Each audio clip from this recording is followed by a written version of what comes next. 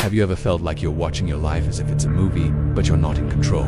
Or that the world around you isn't quite real, like you're looking at it through a foggy window? You're not asleep, you're not dreaming, you're just dissociating. Dissociation is a defense mechanism that we've all experienced to some degree.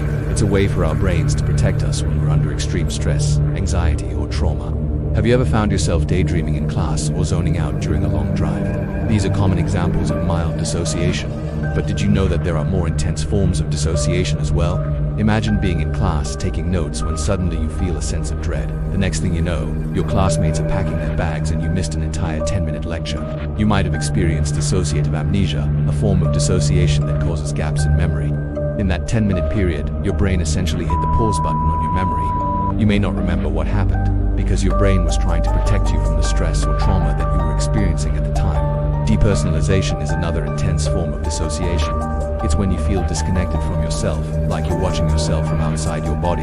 Have you ever looked down at your hands and felt a sense of dread or horror, like they didn't belong to you? This feeling of disconnection can be unsettling and even frightening, but it's important to remember that it's a survival mechanism, a way for your brain to protect you from overwhelming emotions. Derealization is another intense form of dissociation. It's when the world around you seems foggy or dreamlike. Have you ever driven home from a long trip and not remembered anything about the drive? You may have been dissociating as a way to cope with the stress of driving.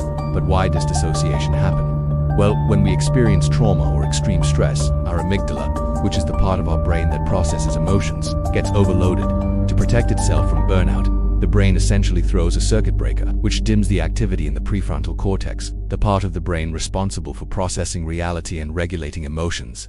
At the same time, another part of the brain called the default mode network takes over. This network pulls our focus inward, away from the external world. The result, dissociation. Dissociation is not a sign of weakness, it's a reflection of your strength and resilience. Your brain and body were in survival mode. You made it through that difficult experience, and that's something to celebrate.